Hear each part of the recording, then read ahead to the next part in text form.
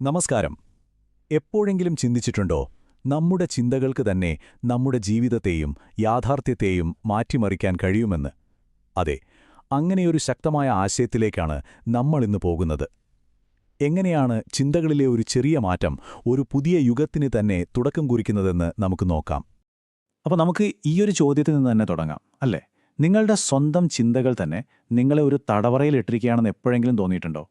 ഇങ്ങനെ മുന്നോട്ട് പോകാൻ നോക്കുമ്പോഴൊക്കെ എന്തോ ഒന്ന് നിങ്ങളെ പിന്നോട്ട് വലിക്കുന്ന പോലെ. അങ്ങനെ ഒരു അനുഭവം ഉണ്ടായിട്ടുണ്ടോ?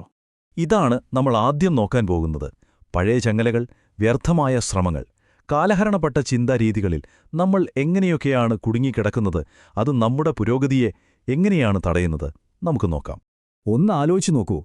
പഴയതും ദ്രവിച്ചതുമായ ഒരുപാട് കല്ലുകൾ ചുമന്നുകൊണ്ട് ഒരു പുതിയ കെട്ടിടം പണിയാൻ ശ്രമിക്കുന്നത് പോലെയാണിത്. ആ ഭാരം നമ്മളെ തളർത്തും, അല്ലേ? നമ്മൾ വെക്കുന്ന ഓരോ ചുവടും വെറുതെയാവുന്ന പോലെ തോന്നും. കാരണം നമ്മുടെ ഉള്ളിൽ മാറ്റം വന്നിട്ടില്ലെങ്കിൽ ഈ പുറമേയുള്ള മാറ്റങ്ങൾക്കൊക്കെ എന്തർത്ഥമാണുള്ളത്? ഈ വാക്കുകൾ നമ്മളെ ഒരു കാര്യം ഓർമ്മിപ്പിക്കുന്നുണ്ട്. നമുക്ക് നേരിടേണ്ടി വരുന്ന ഏറ്റവും വലിയ പരിമിതി അത് പുറത്തുനിന്ന് വരുന്ന ഒന്നല്ല.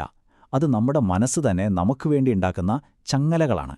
അപ്പോൾ ആ മാനസികമായ ചങ്ങല പൊട്ടിക്കുമ്പോഴാണ് യഥാർത്ഥ സ്വാതന്ത്ര്യം കിട്ടുന്നത്. ഇതൊരു വലിയ അപകടമാണ് കാണിക്കുന്നത്.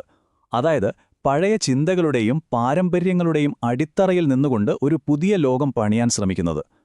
അടിത്തറയ്ക്ക് ബലമില്ലെങ്കിൽ പിന്നെ എത്ര മനോഹരമായ കെട്ടിടം പണിതിട്ടെന്താ കാര്യം? അതെന്തായാലും തകർന്നു വീഴും. അപ്പോൾ പിന്നെ എന്താണ് മാറ്റത്തിലേക്കുള്ള താക്കോല്? ഉത്തരം വളരെ ലളിതമാണ്. കാലഹരണപ്പെട്ട, നമുക്കിനി ആവശ്യമില്ലാത്ത വിശ്വാസങ്ങളെ ഉപേക്ഷിക്കാൻ നമ്മൾ എപ്പോഴാണോ തയ്യാറാകുന്നത്, അപ്പോൾ തന്നെ ഒരു പുതിയ യുഗത്തിന്റെ വാതിലുകൾ നമുക്കായി തുറക്കപ്പെടും.